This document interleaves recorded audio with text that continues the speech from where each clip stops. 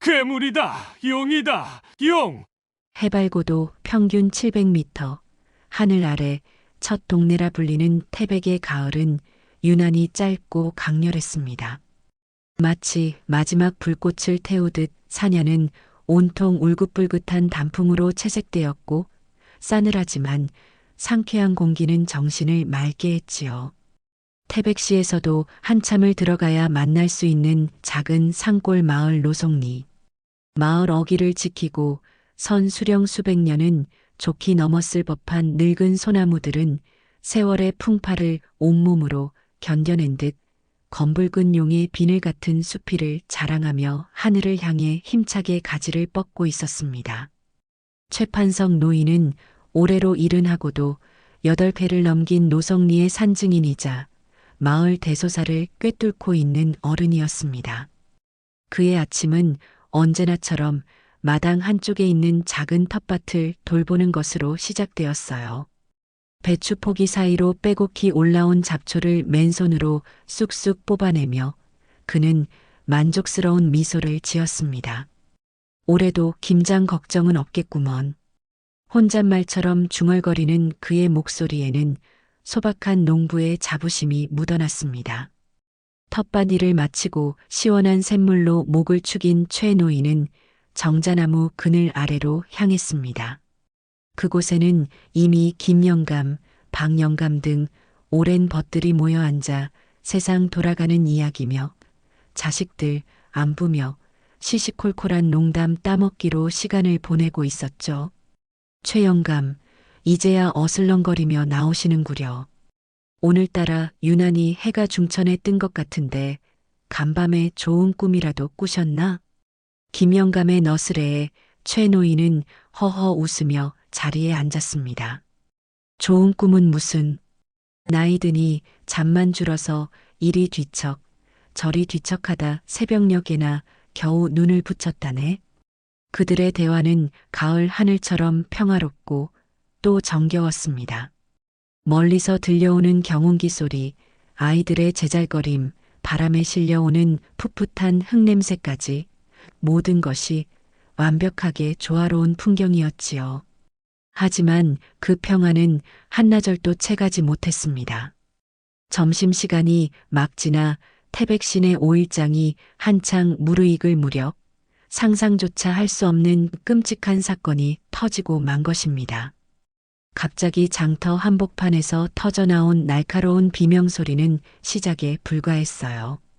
이내 수백 명의 사람들이 뒤엉켜 아비규환을 이루었고 좌판과 물건들이 우수수 엎어지고 깨지는 소리가 고막을 찢을 듯 울려 퍼졌습니다. 영문도 모른 채 공포에 질린 사람들의 시선이 한 곳으로 쏠렸죠. 그곳에는 세상에 길이가 어림잡아 10m를 훌쩍 넘고 통나무처럼 굵은 몸통을 가진 거대한 뱀이 꿈틀거리고 있었습니다. 햇살 아래 번들거리는 검푸른 비늘은 마치 잘 벼린 갑옷 같았고 작은 가마손만 한 머리에는 루비처럼 붉고 섬뜩한 눈 2개가 번뜩이고 있었어요. 으악, 뱀이다. 저게 대체 뭐여? 괴물이다. 용이다, 용. 사람들은 공황 상태에 빠져 서로 밀치고 넘어지며 달아나기 바빴습니다. 아이들은 자지러지게 울어댔고 몇몇 노약자들은 그 자리에 풀썩 주저앉아 기절하기도 했죠. 장터는 순식간에 아수라장으로 변했습니다.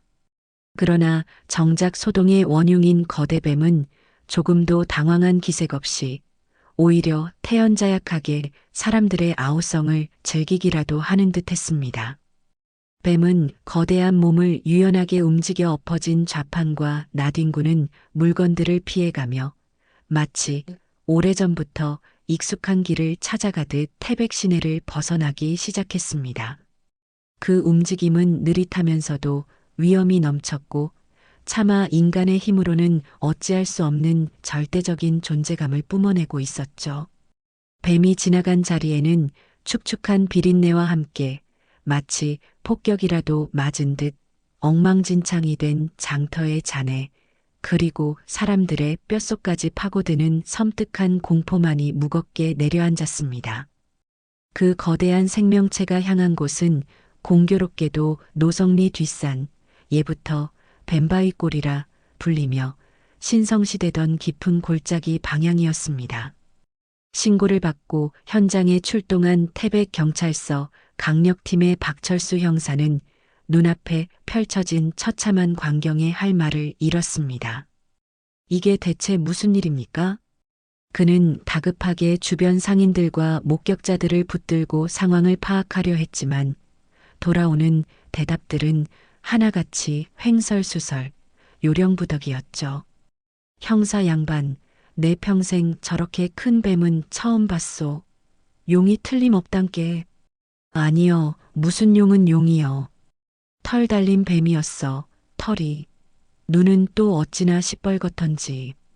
크기가 저기 저 전봇대만 했다니까요.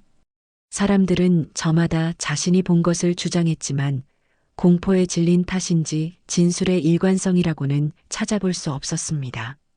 박 형사는 예리한 눈으로 현장을 꼼꼼히 살폈습니다. 뱀이 지나간 흔적은 뚜렷했지만 그 외에는 이렇다 할 단서가 없었죠.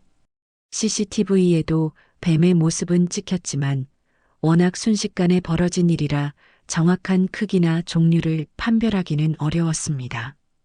그는 본능적으로 이 사건이 단순한 동물 소동이 아님을 직감했습니다. 그 거대한 크기, 태연한 움직임, 그리고 하필이면 뱀바위골로 향했다는 점까지 모든 것이 석연치 않았거든요. 모든 가용 인력을 동원해서 뱀바위골 일대를 수색하고 주민들의 접근을 철저히 통제하도록 박 형사의 단호한 지시에 경찰들은 일사불란하게 움직이기 시작했습니다. 하지만 그의 마음 한구석에는 불길한 예감이 좀처럼 가시지 않았습니다. 마치 거대한 미스터리의 서막이 이제 막 열린 것 같은 느낌이었죠. 이 기이한 사건은 곧 언론을 통해 전국으로 퍼져나갔고 조용하던 산골 도시 태백은 순식간에 세간의 주목을 받는 뜨거운 감자가 되었습니다. 다음 날부터 태백시는 그야말로 들끓었습니다. 중앙방송사들은 물론이고 심지어 외신들까지 취재 경쟁에 가세하면서 뱀의 행방은 초미의 관심사가 되었죠. 태백산 괴수 출현, 전설의 이무기, 도심을 습격하다, 미스터리 거대뱀, 그 정체는? 등 자극적인 제목의 기사들이 연일 신문 일면과 인터넷 포털 메인을 장식했습니다. 태백시청과 경찰서에는 문의 전화가 빗발쳤고 전문가라는 사람들이 저마다 각양각색의 추측을 내놓으며 혼란을 부추겼습니다. 어떤 이는 아마존에서나 볼 법한 거대 아나콘다가 밀수되었다, 탈출한 것이라고 주장했고 또 어떤 이는 방사능 유출로 인한 돌연변이일 가능성을 제기하기도 했죠. 박철수 형사는 이런 소란 속에서도 냉정을 잃지 않고 수사를 계속했지만 뱀은 마치 연기처럼 사라져버린 뒤였습니다. 뱀바위골 일대를 샅샅이 뒤졌지만 거대한 몸집에 걸맞지 않게 그 어떤 흔적도 찾을 수 없었거든요. 수사가 난항에 부딪히자 박 형사는 지푸라기라도 잡는 심정으로 노성리의 최판석 노인을 찾아갔습니다. 뱀바위골은 예부터 신성한 곳으로 여겨져 왔고 최 노인이라면 그곳에 얽힌 무언가를 알고 있을지도 모른다는 생각에서였죠. 최판석 노인의 집은 뱀바위골이 훤히 올려다 보이는 나지막한 언덕 위에 자리 잡고 있었습니다. 박 형사가 찾아갔을 때 최 노인은 마루에 홀로 앉아 착잡한 표정으로 뱀바위골 쪽을 물끄러미 바라보고 있었어요. 그의 얼굴에는 수심이 가득했고 깊게 팬 주름은 평소보다 더욱 그늘져 보였습니다. 어르신, 이른 아침부터 죄송합니다. 드릴 말씀이 있어 찾아왔습니다. 박 형사의 정중한 인사에 최 노인은 천천히 고개를 돌렸습니다. 그의 눈빛은 마치 모든 것을 체념한 듯 공허해 보였죠. 박 형사로군. 어서 들게. 그 녀석 때문에 온 것이겠지. 그의 목소리는 평소보다 훨씬 낮고 가라앉아 있었습니다. 박 형사가 조심스럽게 뱀에 대해 묻자 최 노인은 긴 한숨을 내쉬더니 무거운 입을 열었습니다. 내가 젊었을 적, 아니 그보다 훨씬 더 오래전부터 우리 노성리에서는 뱀바위골을 신성한 곳으로 여겨왔다네. 그곳에는 마을을 지키는 커다란 구렁이가 살고 있다는 전설이 대대로 내려왔지. 어떤 이들은 그 구렁이가 용이 되기 위해 천년을 기다리는 이묵이라고도 했고, 또 어떤 이들은 아주 먼 옛날 이 땅을 다스렸던 위대한 왕의 혼이 깃든 수호신이라고도 했다네. 최 노인의 이야기는 마치 오래된 역사책의 한 페이지를 읽는 듯 생생했습니다. 그리고 그 골짜기 가장 깊숙한 곳에는 절대로 발을 들여서는 안 되는 금단의 영역이 있다고 했네. 그곳에는 그 위대한 왕의 무덤이 숨겨져 있고 그 무덤을 지키는 것이 바로 그 구렁이라고 말일세. 물론 그 무덤을 직접 본 사람은 아무도 없지만 우리 조상들은 대대로 그 말을 믿고 뱀바위골을 경외하며 살아왔다네. 최 노인은 말을 마치고 다시 뱀바위골을 바라보았습니다. 그의 눈에는 단순한 미신을 넘어선 어떤 확신에 찬 빛이 감돌고 있었죠. 박 형사는 그의 이야기를 들으며 등골이 서늘해지는 것을 느꼈습니다. 만약 최 노인의 말이 사실이라면 이번 사건은 단순한 뱀 소동이 아니라 수천 년 동안 잠들어 있던 거대한 비밀이 깨어나는 전조일지도 모르는 일이었으니까요. 그 무렵 서울의 한 대학 연구실에서는 젊고 총명한 역사학자 한지혜 교수가 태백시 거대 뱀 출현 뉴스를 심각한 표정으로 지켜보고 있었습니다. 그녀는 한국 고대사, 특히 문헌 기록이 부족한 미지의 왕국이나 부족국가 연구에 평생을 바쳐온 학자였죠. 그녀의 눈길을 사로잡은 것은 뱀의 엄청난 크기나 소동 자체가 아니었습니다. 바로 뱀바위골이라는 지명과 그곳에 얽힌 수호신 구렁이와 고대 왕릉 전설이었어요. 그녀의 연구에 따르면 태백산맥 일대에는 신라나 백제, 고구려 같은 강대국에 가려져 역사에 제대로 기록되지 못했지만 독자적인 문화를 꿈피웠던 소국이나 부족 연맹체가 존재했을 가능성이 높았습니다. 그리고 고대 사회에서 뱀은 종종 신성한 존재, 특히 무덤이나 성지를 지키는 수호신으로 숭배되곤 했죠. 이건 어쩌면 한 교수는 자신도 모르게 중얼거렸습니다.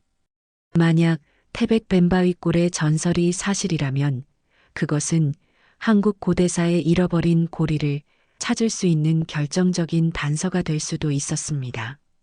그녀의 학자적 직감은 강렬하게 경고하고 있었죠. 이것은 단순한 우연이 아니라고. 한 교수는 즉시 연구 조교에게 간단한 지시를 내리고 최소한의 연구 장비만을 챙겨 태백으로 향하는 가장 빠른 기차표를 예매했습니다. 그녀의 심장은 미지의 역사와 마주할지도 모른다는 기대감과 흥분으로 세차게 뛰고 있었어요. 태백에 도착한 그녀는 곧장 경찰서로 향해 박철수 형사를 만났고 최판석 노인의 존재를 알게 되자 망설임 없이 노송리로 발길을 옮겼습니다. 최판석 노인, 박철수 형사, 그리고 한지혜 교수. 이렇게 세 사람은 다음 날 아침 일찍 안개와 이슬이 채 가시지 않은 뱀바위골로 향했습니다. 최 노인은 선두에서 익숙하게 길을 안내했고 한 교수는 주변 지형과 식생을 꼼꼼히 관찰하며 연신수첩에 무언가를 기록했죠. 박 형사는 만일의 사태에 대비해 허리춤의 권총을 확인하며 주변을 경계했습니다. 뱀바위골은 생각보다 훨씬 깊고 험준했으며 원시림처럼 우거진 나무들 때문에 대낮에도 어둑어둑한 기운이 감돌았습니다. 한참을 걸어 들어갔을까 최 노인이 갑자기 걸음을 멈추고 한 곳을 가리켰습니다. 저길 보게. 저것이 바로 우리 할아버지의 할아버지께서 말씀하시던 뱀바위라네. 그곳에는 집채만한 거대한 바위가 마치 살아있는 뱀이 또아리를 튼 것처럼 기묘한 형상으로 버티고 서 있었습니다. 바위 표면에는 세월의 흔적인 듯 푸른 이끼와 검버섯 같은 얼룩이 잔뜩 끼어 있었지만 전체적인 모양새는 영락없는 뱀의 모습이었죠. 정말 놀랍군요. 한 교수는 감탄사를 연발하며 바위 주변을 세밀하게 살피기 시작했습니다. 그리고 그때 그녀의 눈에 무언가가 들어왔습니다. 뱀바위 아래쪽 수풀에 가려진 곳에 인공적으로 다듬어진 듯한 돌조각들이 몇 개 흩어져 있었던 것입니다. 이것 좀 보세요. 자연석이 아니에요. 분명 사람의 손길이 닿은 성물입니다. 그녀는 장갑을 낀 손으로 조심스럽게 흙을 털어내며 성물 표면을 살폈습니다. 희미하지만 분명 어떤 기하학적인 문양이 새겨져 있었고 그 양식은 신라나 백제의 것과는 확연히 다른 독특한 형태를 띠고 있었죠. 이런 귀중한 자료가 이렇게 방치되어 있었다니. 한 교수는 흥분을 감추지 못했습니다. 그들이 성물 조각에 정신이 팔려 있을 때 골짜기 아래쪽에서 시끄러운 기계음과 함께 나무들이 넘어지는 요란한 소리가 들려왔습니다. 무슨 소리지? 박 형사가 미간을 찌푸리며 소리가 나는 쪽을 바라보았죠. 그곳에는 이미 몇몇 인부들이 전기톱과 중장비를 동원해 아름드리 나무들을 무참히 베어내고 있었습니다. 그리고 그 현장을 지휘하는 것은 다름 아닌 태산개발의 황만덕 사장이었어요. 그는 얼마 전 태백시청에서 뱀바위골 일대에 대규모 생태 관광 리조트를 건설하겠다는 사업 계획을 발표하고 지역 유지들과 주민들을 상대로 대대적인 홍보 활동을 벌이고 있었습니다. 낙후된 태백 경제를 살리고 수백 개의 일자리를 창출하겠다는 그의 감언이설에 적지 않은 사람들이 기대를 걸고 있었죠. 황 사장은 멀리서 박 형사 일행을 발견하자 잠시 의아한 표정을 짓더니 이내 특유의 능글맞은 미소를 지으며 다가왔습니다. 아이고, 박 형사님 아니십니까? 이런 누추한 곳까지 어쩐 걸음이십니까? 혹시 그 말썽 많은 뱀 녀석이라도 잡으러 오신 겁니까? 허허, 그거라면 저희도 대환영입니다. 안전한 리조트 건설을 위해서라도 그놈은 하루빨리 없어져야 할 골칫덩어리니까요. 그의 말투는 정중했지만 눈빛에는 은근한 경계심과 냉소가 어려 있었습니다. 최 노인은 황 사장의 아나무인 격인 태도에 분노했지만 말없이 그를 노려볼 뿐이었죠. 한 교수는 황 사장의 리조트 개발 예정지가 자신들이 방금 전 고대 성물을 발견한 지역과 정확히 겹친다는 사실에 심장이 철렁 내려앉는 것을 느꼈습니다. 만약 이곳에 중요한 유적이 있다면 황 사장의 개발 계획은 그 모든 것을 하루아침에 잿더미로 만들어버릴 수도 있었으니까요. 그날 밤 최판석 노인의 집은 무거운 침묵에 잠겨 있었습니다. 최 노인은 착잡한 표정으로 담배만 연신 피워댔고 한지혜 교수와 박철수 형사 역시 심각한 얼굴로 마주 앉아 있었죠. 황만덕 그자가 이곳에 리조트를 짓는다는 것은 아무래도 뭔가 다른 속셈이 있는 것 같습니다. 박 형사가 먼저 입을 열었습니다. 단순한 개발 사업이라고 보기에는 석연치 않은 점이 한두 가지가 아닙니다. 한 교수도 동의했습니다. 오늘 발견한 성물 조각들은 적어도 1500년 이상 된 것으로 추정됩니다. 만약 제 예상이 맞는다면 뱀바위골에는 우리가 상상하는 것 이상의 엄청난 역사적 비밀이 숨겨져 있을 가능성이 높아요. 그런데 황 사장은 마치 그 모든 것을 알고 있다는 듯 정확히 그 지점을 개발하려 하고 있고요. 그때 최 노인이 자리에서 일어나 방 안쪽으로 들어가더니 먼지가 뽀얗게 쌓인 낡은 오동나무 괴짝 하나를 들고 나왔습니다. 괴짝 뚜껑을 열자 그 안에는 누렇게 변색된 한지 두루마리가 정성스럽게 보관되어 있었죠. 이것은 우리 집안에 대대로 내려오는 물건일세. 최 노인은 떨리는 손으로 두루마리를 펼쳤습니다. 그 위에는 세월의 흔적이 역력한 붓글씨와 함께 뱀바위골 일대의 지형이 소상하게 그려져 있었습니다.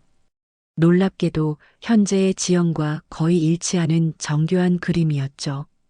그리고 지도의 한가운데 바로 오늘 그들이 성물 조각을 발견하고 황 사장이 개발을 시작하려는 그 지점에는 붉은 먹으로 선명하게 동그라미가 쳐져 있었고 그 옆에는 이런 글귀가 적혀 있었습니다.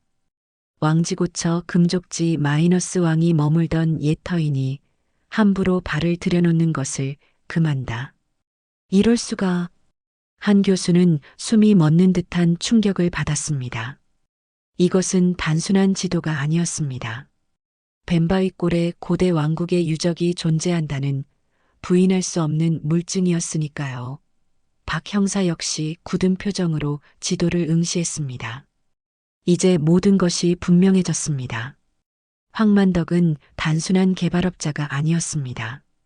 그는 아마도 이 지도의 존재 혹은 그와 유사한 정보를 통해 뱀바위골의 비밀을 알고 그것을 차지하기 위해 리조트 개발이라는 허울 좋은 명분을 내세운 것일 가능성이 높았습니다.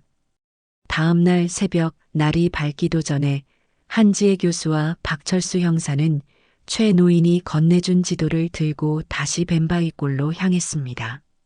어제보다 더욱 깊숙한 곳, 지도에 금족지라고 표시된 영역으로 발길을 재촉했죠. 그곳은 깎아지른 절벽과 험준한 바위들이 미로처럼 얽혀 있어 길을 모르는 사람은 도저히 접근하기 어려운 천혜의 요새와도 같은 곳이었습니다. 수풀을 헤치고 덩굴을 잡고 때로는 네 발로 기어가며 한참을 헤맨 끝에 그들은 마침내 지도에 표시된 지점에 도달했습니다. 그리고 그들의 눈앞에 나타난 것은 거대한 절벽 아래쪽에 교묘하게 숨겨진 동굴 입구였습니다. 입구는 마치 자연적으로 생긴 바위 틈처럼 보였지만 자세히 살펴보니 주변의 돌들과는 이질적인 인공적으로 쌓아 올린 듯한 석재들이 쐐기처럼 박혀 있었죠. 찾았어요. 여기가 틀림없어요. 한 교수의 목소리는 흥분과 감격으로 가늘게 떨리고 있었습니다. 손전등 빛의 의지에 조심스럽게 동굴 안으로 첫 발을 내디뎠을 때 바깥 세상과는 전혀 다른 서늘하고 축축한 공기가 그들을 확 감쌌습니다. 동굴 내부는 예상보다 훨씬 넓었고 인공적으로 다듬어진 듯한 통로가 안쪽으로 길게 이어져 있었죠. 그리고 잠시 후 그들은 자신들의 눈을 의심할 수밖에 없는 광경과 마주했습니다. 동굴 벽면 전체가 마치 거대한 캔버스라도 되는 양 붉고 검은 안료로 그려진 수많은 고대 벽화들로 가득 채워져 있었던 것입니다. 벽화에는 말을 타고 사냥하는 용맹한 기마병들의 모습, 풍요로운 수확을 기원하며 춤추고 노래하는 사람들의 모습, 그리고 하늘에 제사를 지내는 엄숙한 의식의 장면들이 파노라마처럼 펼쳐져 있었습니다. 그리고 그 모든 그림의 중심에는 어김없이 현실의 그것보다 훨씬 더 위압적이고 신성하게 묘사된 거대한 뱀의 형상이 자리 잡고 있었죠. 어떤 그림에서는 뱀이 왕으로 보이는 인물에게 지혜를 속삭이는 듯했고 또 어떤 그림에서는 뱀이 마을을 수호하며 재앙을 물리치는 영웅으로 그려져 있었습니다. 세상에 이것은 한반도 고대사에 잃어버린 퍼즐 조각일지도 몰라요.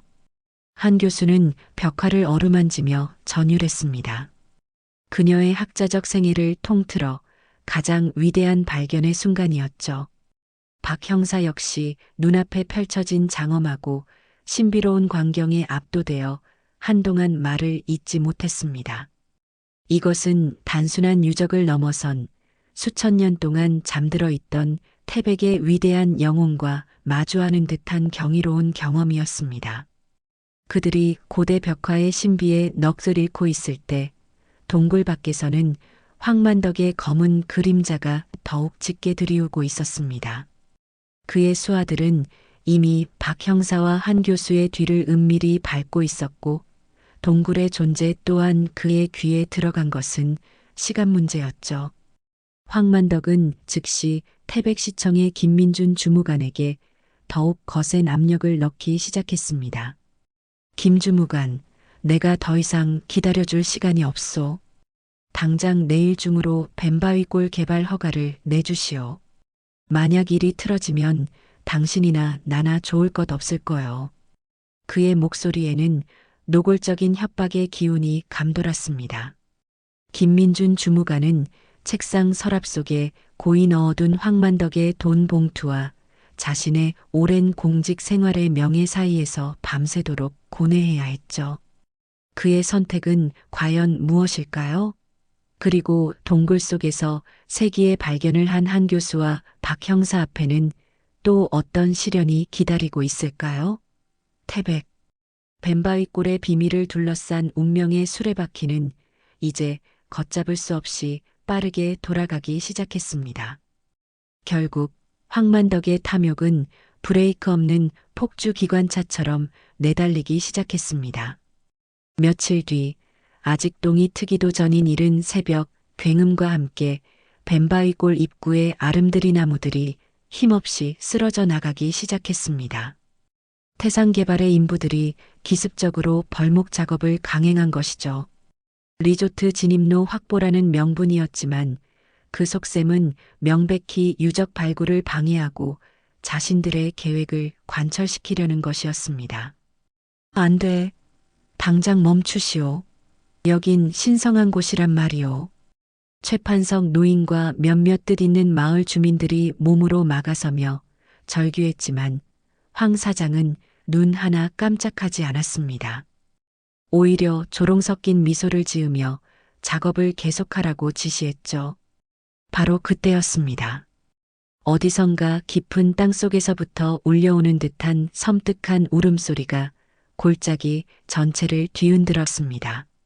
동시에 하늘은 순식간에 먹구름으로 뒤덮이더니 장대 같은 폭우와 함께 우박까지 쏟아붓기 시작했어요. 그리고 그 혼란 속에서 시커먼 안개를 헤치고 문제의 거대 뱀이 다시 모습을 드러냈습니다. 이전보다 훨씬 더 분노한 듯 뱀은 거대한 몸을 일으켜 세우고 하늘을 향해 포효했습니다. 그 포효 소리는 마치 천둥 번개가 한꺼번에 내리치는 듯했고 땅바닥이 부르르 떨릴 정도였죠. 뱀은 곧장 벌목 현장으로 돌진해 육중한 꼬리로 중장비를 후려치고 인부들을 위협하며 작업을 중단시켰습니다.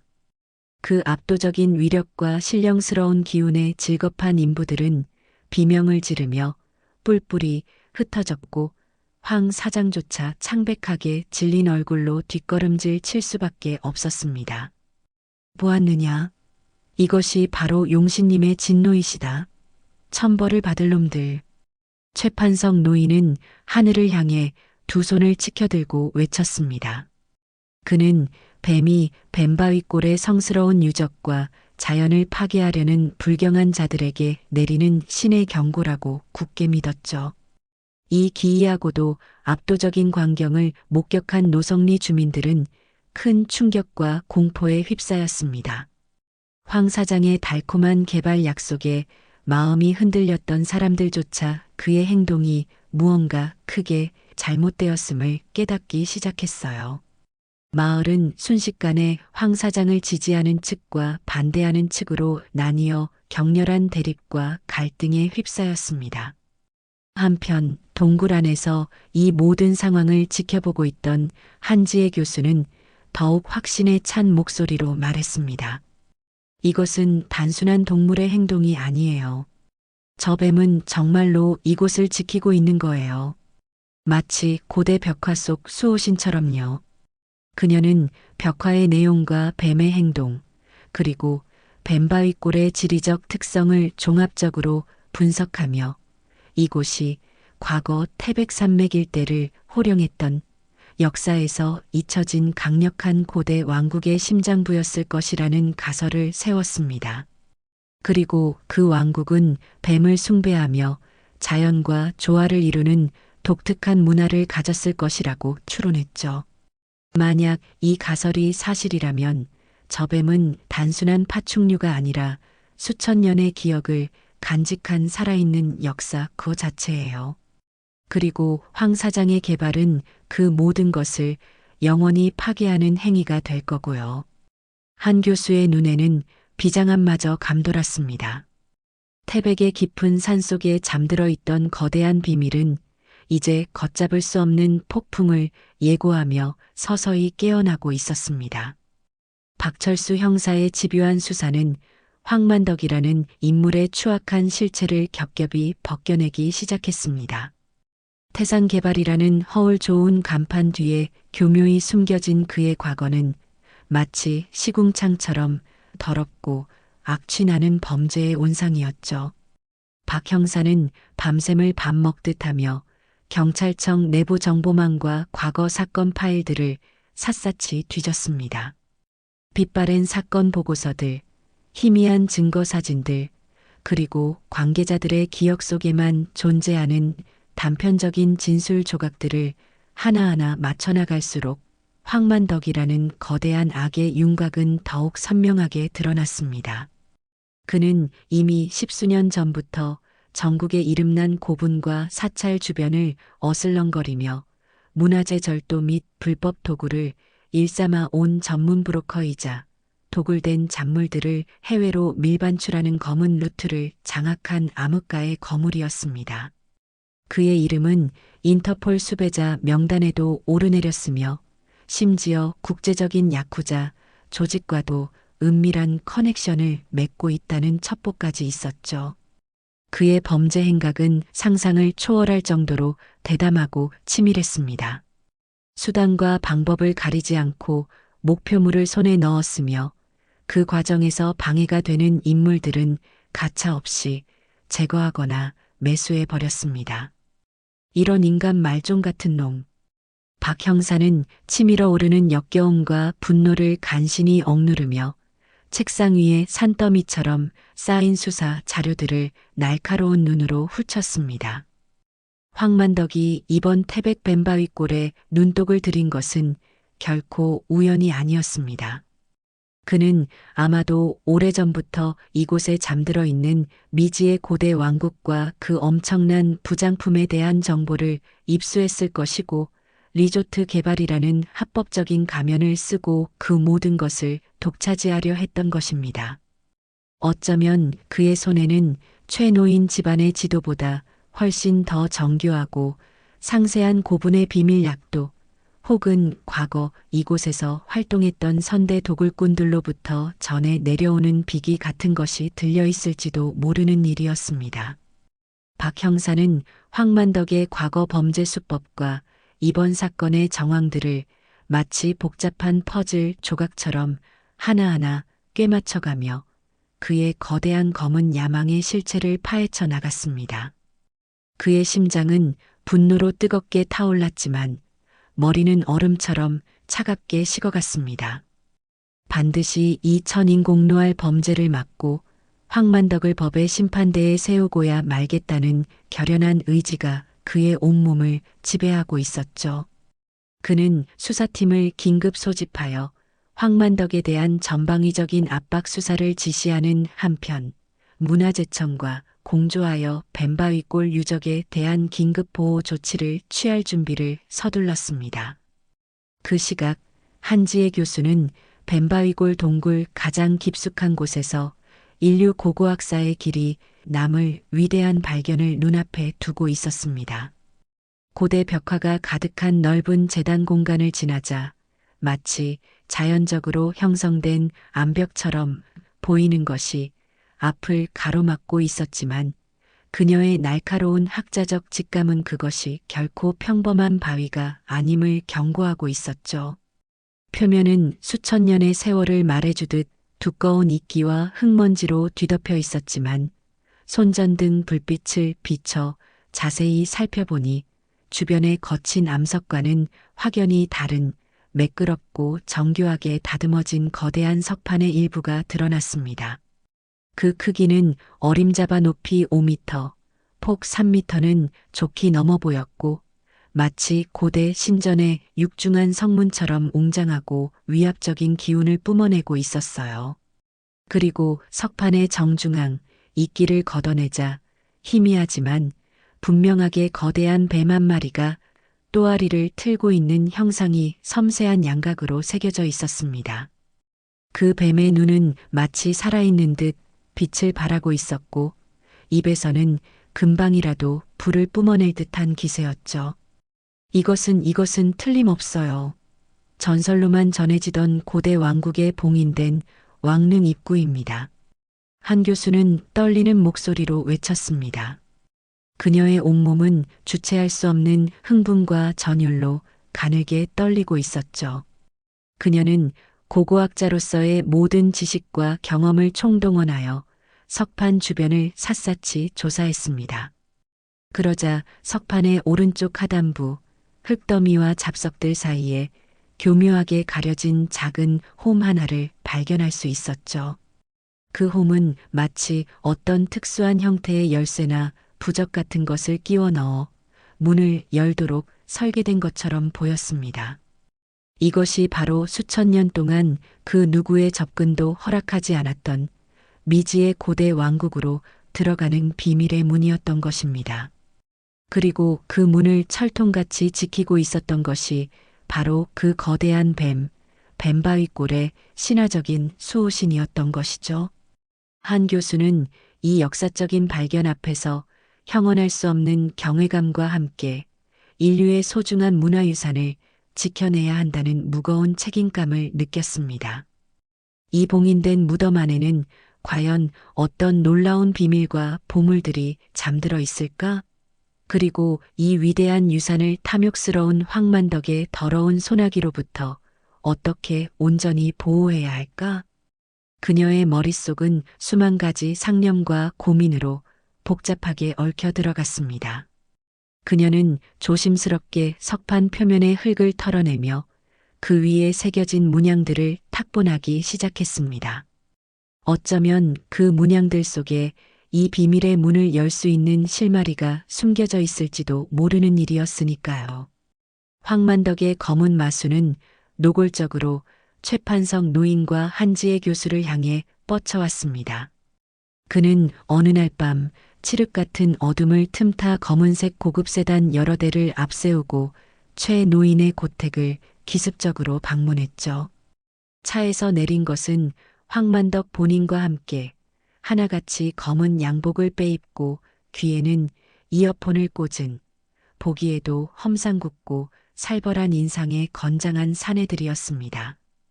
그들은 마치 조직폭력배 영화의 한 장면처럼 최 노인의 집 마당을 순식간에 점거하고 살벌한 위압감을 조성했습니다. 최 어르신 그리고 한 교수님도 때마침 와 계셨구려. 아주 잘 됐습니다. 더 이상 서로 피곤하게 시간 낭비하지 말고 오늘 여기서 모든 것을 깔끔하게 매듭짓도록 합시다. 황만덕은 안방으로 성큼성큼 걸어 들어가 마치 자기 집 안방인 양 최 노인의 자리에 거만하게 걸터 앉았습니다. 그리고는 들고 온 고급 가죽 서류 가방에서 누런 봉투 몇 개와 함께 복잡해 보이는 계약서 뭉치를 꺼내 테이블 위에 탁 소리가 나게 내려놓았죠. 봉투 안에는 보기에도 두툼한 5만 원권 돈다발이 가득 들어 있었습니다. 이것은 제가 두 분께 드리는 작은 성의 표시입니다. 어르신께는 노후 자금으로 그리고 한 교수님께는 연구 지원금으로 생각하시면 될 겁니다. 그리고 여기 이 계약서에 시원하게 사인만 해주시면 앞으로 저 뱀바위골 고분에서 발굴되는 모든 유물의 일정 지분을 두 분께 합법적으로 양도해 드리겠습니다. 물론 모든 절차는 세간의 의혹을 사지 않도록 아주 깨끗하고 안전하게 처리해 드릴 거고요. 어떻습니까? 이 정도면 서로에게 아주 만족스러운 조건 아닙니까? 굳이 긁어부스럼 만들 필요 없이 좋은 게 좋은 것 아니겠습니까? 그의 목소리는 꿀처럼 달콤했지만 그 안에 담긴 내용은 시커먼 독사처럼 음흉하고 위협적이었습니다. 그의 눈빛은 차갑게 빛나며 두 사람의 반응을 살피고 있었죠. 최 노인은 분노로 얼굴이 시뻘겋게 달아올랐습니다. 그는 자리에서 벌떡 일어나 황만덕이 내민 돈 봉투를 움켜쥐더니 그대로 마당을 향해 힘껏 내던져 버렸습니다. 돈다발이 터져 5만 원권 지폐들이 허공에 나비처럼 흩날렸죠. 네 이놈, 더러운 돈으로 이 최판석의 눈을 멀게 할 수 있을 줄 알았더냐. 썩 꺼지지 못할까? 우리 조상님들이 목숨처럼 지켜온 이 신성한 유적을 내놈 같은 천박하고 탐욕스러운 도굴꾼에게 넘길 성시푸냐? 내 눈에 흙이 들어가기 전에는 어림 반 푼어치도 없을 것이다. 최 노인의 불호령은 밤하늘을 가르고도 남을 만큼 우렁찼습니다. 한지혜 교수 역시 조금도 물러서지 않고 단호한 어조로 황만덕의 파렴치한 제안을 일엄지하에 거절했습니다. 황 사장님, 당신이 지금 우리에게 제안하고 있는 것은 명백한 불법 행위이며 우리 민족 전체의 역사를 능멸하는 파렴치한 범죄입니다. 당장 그 더러운 계획을 중단하지 않는다면 저는 제가 가진 모든 수단과 방법을 동원하여 당신의 만행을 전 세계 언론과 학계에 낱낱이 폭로할 것입니다. 그리고 반드시 법의 심판을 받게 만들겠습니다.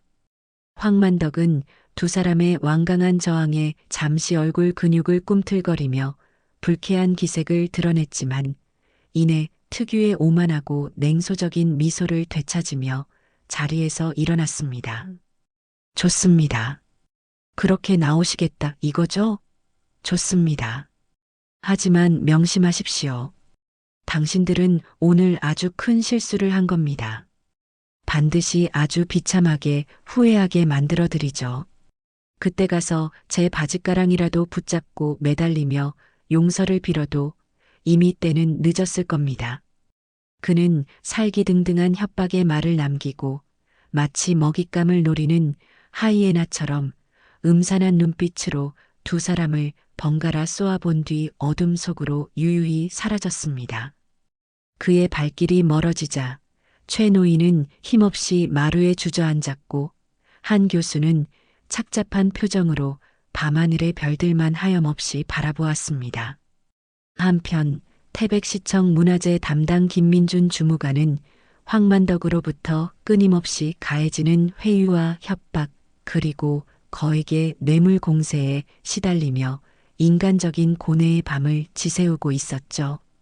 그의 낡은 책상 서랍 가장 깊숙한 곳에는 황만덕이 건넨 검은 비닐봉투에 담긴 돈다발이 마치 독버섯처럼 그의 양심을 좀먹고 있었습니다. 병든 노모의 병원비와 눈에 넣어도 아프지 않을 어린 자식들의 해맑은 얼굴이 번갈아 떠오를 때마다 그의 마음은 갈대처럼 흔들렸습니다. 과연 그는 공직자로서의 청렴함과 소중한 가족의 생계 사이에서 어떤 비극적인 선택을 내리게 될까요? 그의 결정은 태백 뱀바위꼴의 운명을 좌우할 또 하나의 중요한 변수가 될 것이었습니다. 황만덕은 더 이상 시간을 지체할 수 없다고 판단했습니다. 최판석 노인과 한지혜 교수의 예상보다 훨씬 더 완강한 저항에 부딪힌 데다 박철수 형사의 끈질기고 집요한 수사망이 마치 거미줄처럼 자신을 향해 빠르게 좁혀져 오고 있다는 불길한 예감을 떨쳐버릴 수 없었기 때문이었죠. 그는 결국 그동안 비밀리에 준비해왔던 최후의 카드를 꺼내들기로 결심했습니다. 그것은 바로 전국에 내로라 하는 악명 높은 전문 도굴꾼들 수십 명을 하룻밤에 수억 원이라는 거액의 자금으로 긴급 공수하여 칠흑 같은 야음을 틈타 뱀바위골 고분 입구를 다이너마이트와 최첨단 레이저 절단기까지 동원하여 강제로 파괴하고 내부의 유물을 모조리 약탈하기로 한 극단적인 계획이었습니다. 도굴꾼들은 마치 유령처럼 한밤중에 소리 소문 없이 뱀바위골 깊숙한 곳으로 잠입했습니다. 그들의 검은 복면 아래 번뜩이는 눈빛에서는 돈에 대한 탐욕과 함께 인간적인 감정이라고는 찾아볼 수 없는 냉혹함이 흘러나왔죠. 그들의 손에는 소형 다이너마이트와 고성능 레이저 절단기는 물론이고 지질 탐지기, 적외선 투시기, 그리고 각종 특수 제작된 도굴 장비들이 섬뜩한 빛을 발하고 있었습니다. 이들의 살기등등한 움직임을 사전에 어렵게 감지한 박철수 형사와 최판석 노인, 그리고 한지혜 교수는 심야에 황급히 현장으로 달려갔지만 이미 수십 명에 달하는 전문 도굴꾼들과 그들을 비호하는 황만덕의 사설 용병들을 막아서기에는 중가부적이었습니다. 멈춰라. 이 천벌을 받을 놈들. 당장 그 더러운 손을 놓지 못할까. 박 형사가 허리춤에서 권총을 빼어들고 하늘을 향해 위협 사격을 가하며 경고했지만 도굴꾼들은 잠시 움찔했을 뿐 황만덕의 살기 어린 고함 소리에 다시 미친 듯이 좁은 입구의 거대한 석판을 향해 달려들었습니다. 일부는 드릴로 석판에 구멍을 뚫기 시작했고 일부는 레이저 절단기로 석판을 녹이려 했으며 또 다른 일부는 다이너마이트를 설치할 지점을 물색하고 있었죠. 그야말로 일촉즉발, 절체절명의 위기 상황이었습니다. 바로 그때였습니다. 온 산천이 떠나갈 듯한, 아니 지축을 뒤흔드는 듯한 엄청난 굉음과 함께 거대한 뱀이 다시 그 위용을 드러냈습니다. 이번에 나타난 뱀의 모습은 이전과는 비교할 수 없을 정도로 격렬하게 분노하고 있었고 그 거대한 몸에서는 마치 검은 연기 같은 살기가 뿜어져 나오고 있었죠. 뱀은 하늘을 향해 핏빛처럼 붉고 섬뜩한 눈을 번뜩이며 마치 고대 신화 속 심판의 날을 고하는 나팔 소리처럼 길고 처절한 포효를 내질렀습니다. 그리고는 거대한 몸을 용수철처럼 날려 눈 깜짝할 사이에 도굴꾼들을 덮쳤죠. 뱀은 직접적으로 사람을 물거나 공격하지는 않았지만 그 육중한 몸통과 꼬리를 채찍처럼 휘둘러 바위를 깨부수고 나무를 쓰러뜨렸으며 땅을 뒤흔들어 도굴꾼들이 발을 딛고 서 있기조차 힘들게 만들었습니다. 마치 산 전체가 하나의 거대한 생명체가 되어 분노하며 신성한 영역을 침범한 불경한 자들에게 무시무시한 징벌을 내리는 듯한 공포스러운 광경이었어요. 도굴꾼들은 혼비백산하여 비명을 지르며 뿔뿔이 흩어졌고 몇몇은 뱀이 일으킨 거대한 낙석에 깔리거나 깊은 땅굴 속으로 처박혀 신음조차 내지 못하고 즉사하기도 했습니다. 그야말로 생지옥이 따로 없었죠. 이 아수라와 같은 혼란 속에서 박철수 형사는 도망치려던 도굴꾼 두목으로 보이는 자와 필사적인 격투를 벌였습니다. 그는 수적으로 불리한 상황에서도 결코 물러서지 않고 용감하게 맞서 싸웠지만 순간적인 방심으로 이내 도굴꾼이 몰래 숨기고 있던 날카로운 흉기의 옆구리를 깊숙이 찔리고 말았습니다. 박 형사는 터져나오는 비명과 함께 선홍색 피를 울컥 쏟으며 그 자리에 쓰러져 정신을 잃고 말았죠. 박 형사님, 안 돼요. 정신 좀 차려보세요. 박 형사님. 한지혜 교수가 울부짖으며 그에게 달려갔지만 그의 축 늘어진 몸은 미동조차 하지 않았습니다.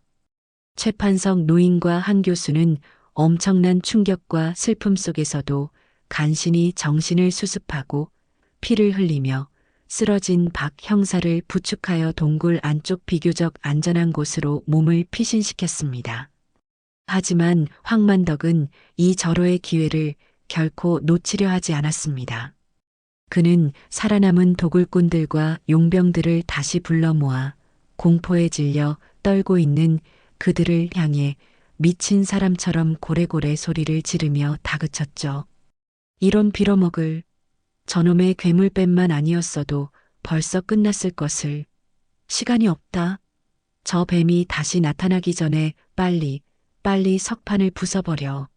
꾸물거리는 놈들은 내가 먼저 내 놈들 대가리를 날려버릴 줄 알아. 그의 눈알은 탐욕과 광기로 시뻘겋게 충혈되어 있었고 입가에는 허연 거품까지 물고 있었습니다. 그의 손에는 어느새 섬뜩한 빛을 발하는 권총 한 자루가 들려 있었죠. 고립무원의 절망적인 상황에 놓인 한지의 교수는 마지막 희망을 걸고 품속 깊이 숨겨두었던 초소형 비상 무전기를 꺼내 들었습니다. 이것은 혹시 모를 위급 상황에 대비하여 박 형사가 그녀에게 은밀히 건네주었던 마지막 통신수단이었죠. 그녀는 공포와 절망으로 떨리는 손가락으로 무전기의 송신 버튼을 누르고 태백시청 당직실의 김민준 주무관을 향해 거의 울부짖음에 가까운 절박한 목소리로 구조를 요청했습니다. 김 주무관님, 들리세요? 여기는 뱀바위골입니다.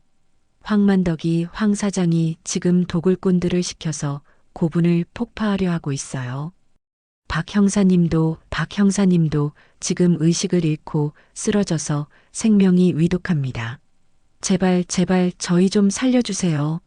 시간이 정말 없습니다. 그녀의 애절하고 다급한 목소리는 간헐적으로 터지는 천둥 소리와 뱀의 처절한 울음소리, 그리고 황만덕의 광기 어린 고함 소리에 뒤섞여 마치 신락 같은 희망처럼 위태롭게 밤하늘로 퍼져나갔습니다. 과연 그녀의 마지막 절규가 기적을 불러올 수 있을까요?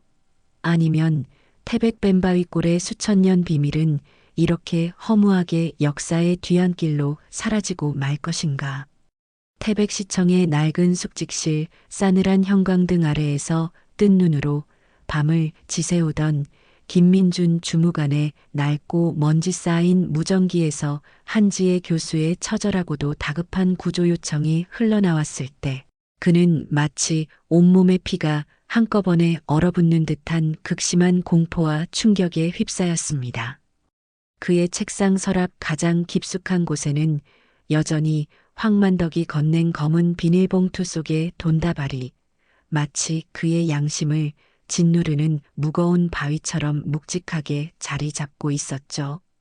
그 돈은 중병으로 사경을 헤매는 늙은 어머니의 마지막 병원비와 눈에 넣어도 아프지 않을 어린 자식들의 해맑은 웃음, 그리고 지긋지긋한 가난으로부터의 탈출을 끊임없이 달콤하게 속삭였지만 무전기 너머에서 간헐적으로 들려오는 한 교수의 절박한 울부짖음은 마치 날카로운 비수처럼 그의 마지막 남은 인간적인 양심을 사정없이 후벼 파고 있었습니다.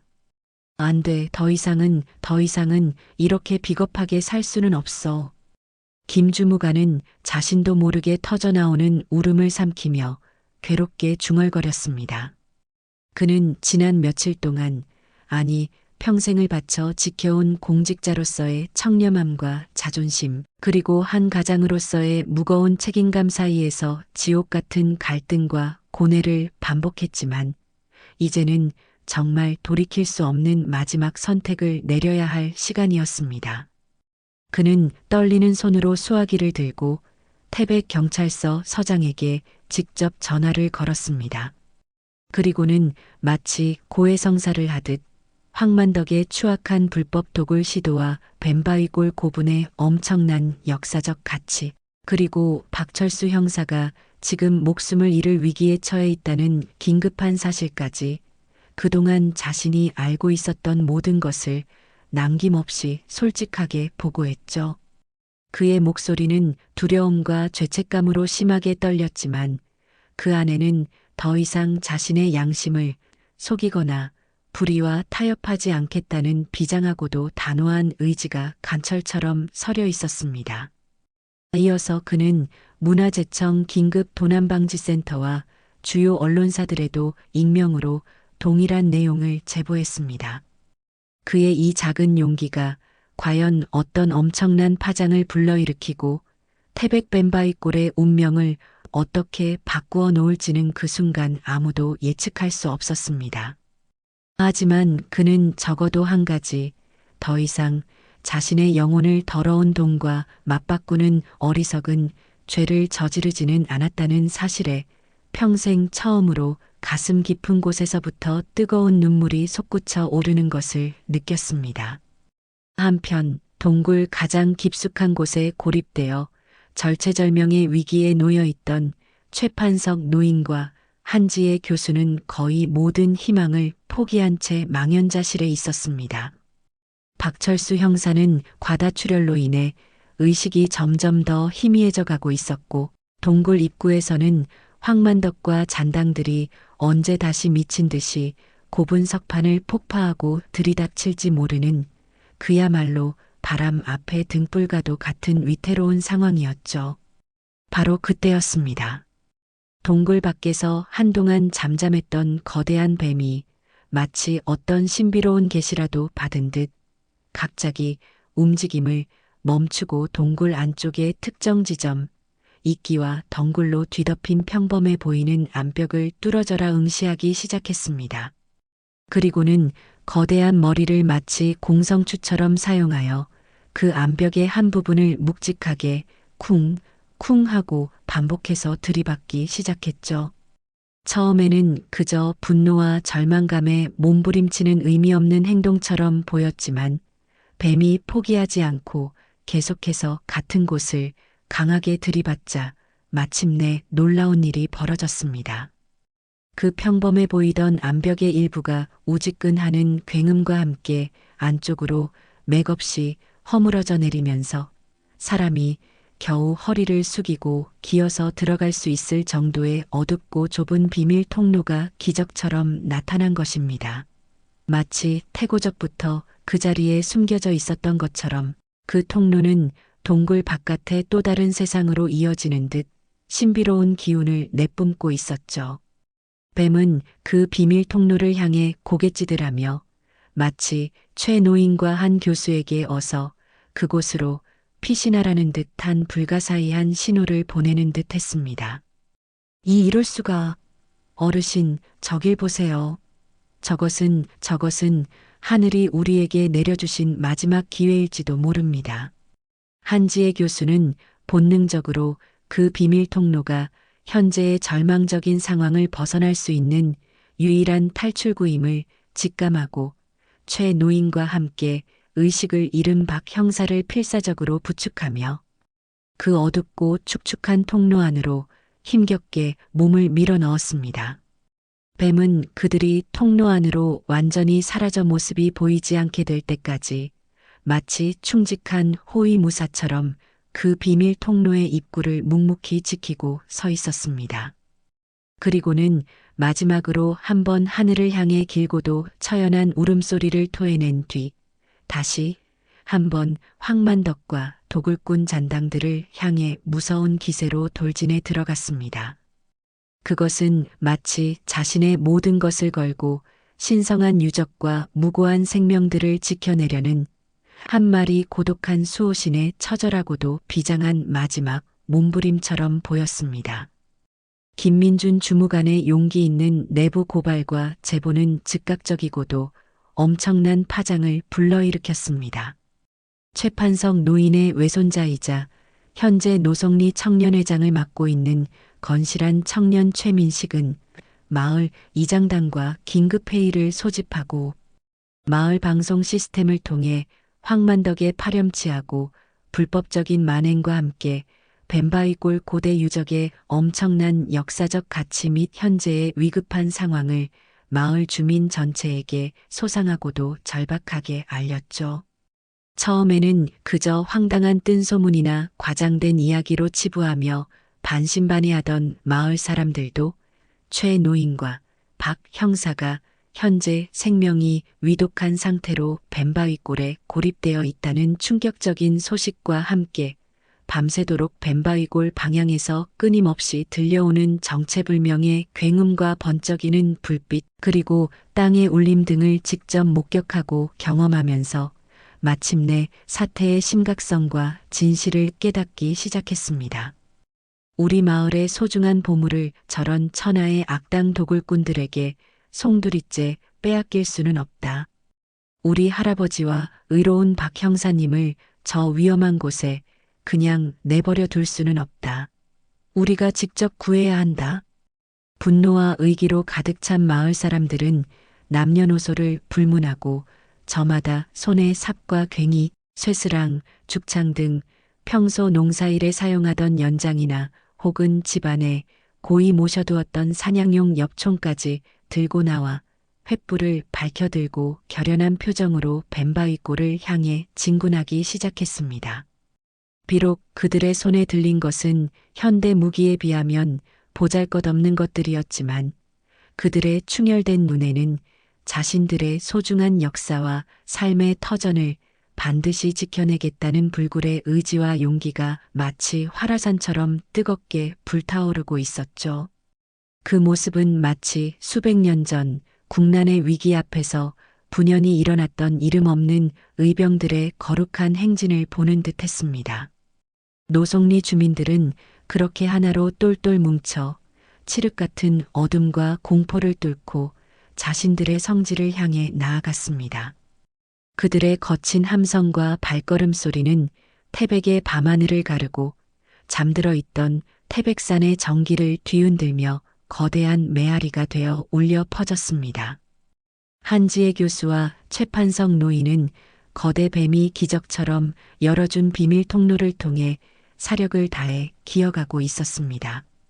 통로는 예상보다 훨씬 길고 험했으며 한 치 앞도 보이지 않는 어둠 속에서 그들은 오직 서로의 거친 숨소리와 박철수 형사의 희미한 신음소리에 의지하며 앞으로 나아갔죠. 얼마나 시간이 흘렀을까. 마침내 통로의 끝에서 희미한 바깥의 빛이 새어 들어오는 것을 발견했을 때 그들은 거의 탈진 상태에 이르러 있었습니다. 그들이 간신히 빠져나온 곳은 벤바위골에서도 가장 후미지고 인적이 완전히 끊긴 깎아지른 절벽 아래의 작은 공터였죠. 그리고 바로 그때 마치 약속이라도 한 듯 횃불을 밝혀들고 함성을 지르며 벤바위골로 향하던 수십 명의 노송리 마을 사람들과 극적으로 마주치게 되었습니다. 할아버지, 교수님, 그리고 박 형사님까지 무사하셨군요. 정말 다행입니다. 최민식 청년회장이 울먹이며 그들에게 달려왔습니다.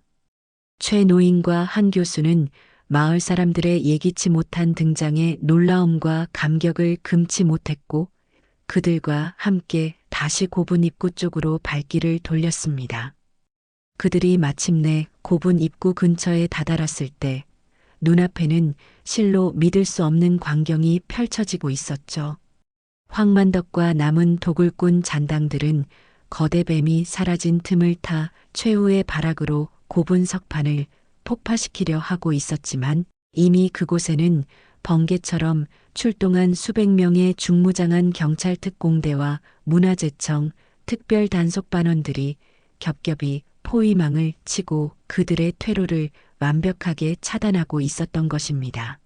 이것은 모두 김민준 주무관의 용기 있는 내부 고발과 신속한 상황 전파 덕분에 가능한 기적과도 같은 일이었죠. 꼼짝 마라. 너희들은 모두 현행범으로 체포한다. 저항하면 발포하겠다. 경찰 특공대장의 서리빨 같은 외침과 함께 황만덕과 그의 도굴꾼 일당은 단 한 발의 총성도 울리지 못한 채 속수무책으로 체포되었습니다. 수갑이 채워지는 순간까지도 황만덕은 믿을 수 없다는 듯 광기 어린 눈으로 주변을 두리번거리며 절규했지만 그의 추악하고 탐욕스러운 야망은 그렇게 한여름 밤에 악몽처럼 허무하게 막을 내린 것이었죠.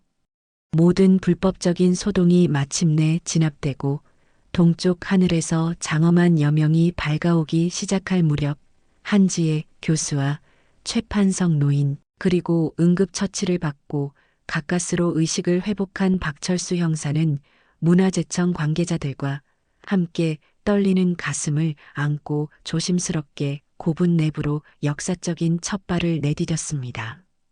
그리고 그곳에서 그들은 수천 년 동안 깊은 어둠 속에 잠들어 있던 눈부시도록 찬란하고 위대한 고대 왕국의 실체와 마주하게 되었습니다.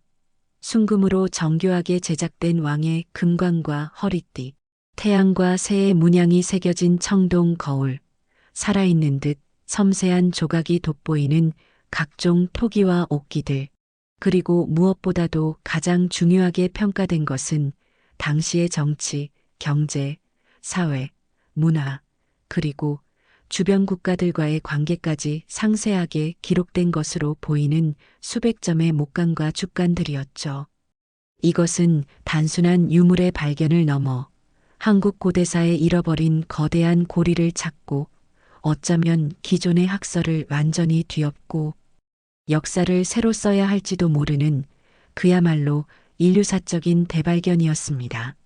이것이야말로 태백 뱀바위 꼴이 그토록 오랜 세월 동안 자신의 모든 것을 걸고 지켜온 상상도 못할 정도의 엄청난 비밀의 장엄한 실체였던 것입니다.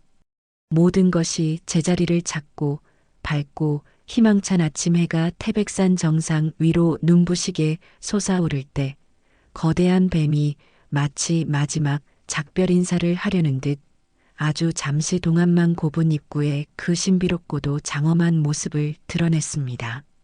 뱀은 더 이상 분노하거나 포효하지 않았습니다.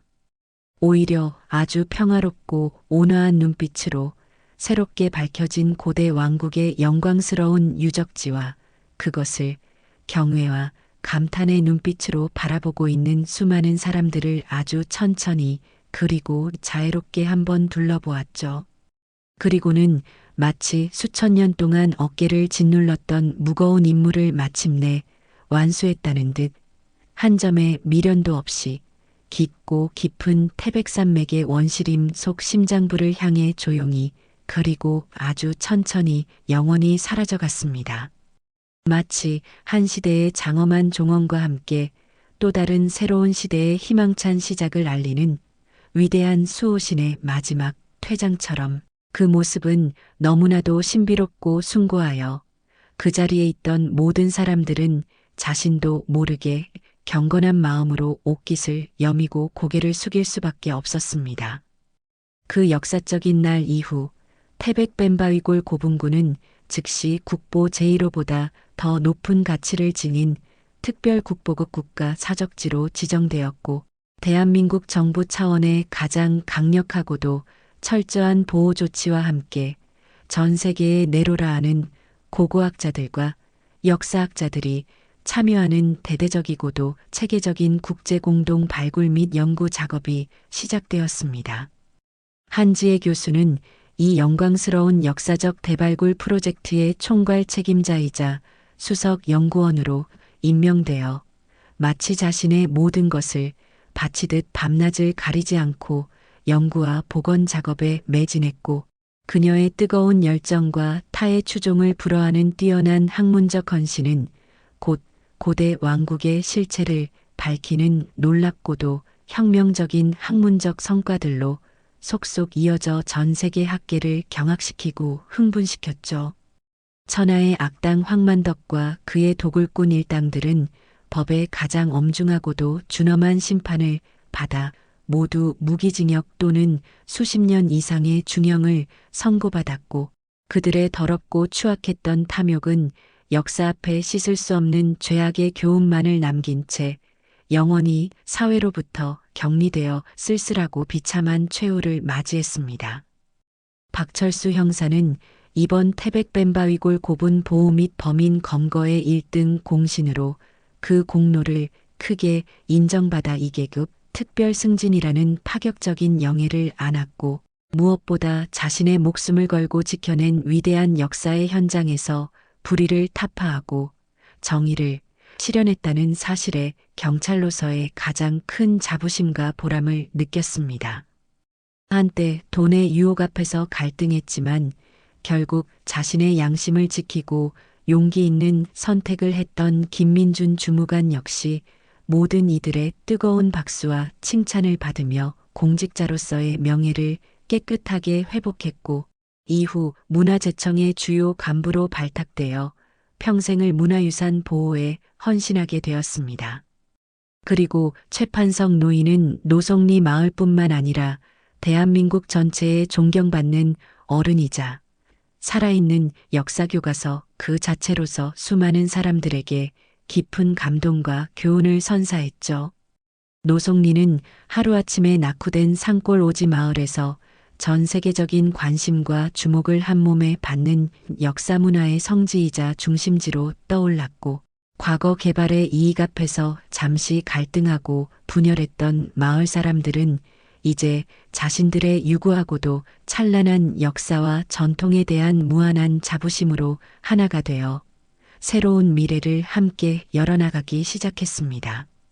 비록 태백 뱀바위골의 신비로운 거대 수호신은 그날 아침 이후 2번 다시는 사람들 앞에 그 모습을 드러내지 않았지만 그 위대하고도 장엄했던 전설은 노성리 사람들의 가슴속 깊은 곳에 영원히 살아 숨쉬며 다음 세대로 또 그 다음 세대로 면면이 이어져 내려가게 되었습니다.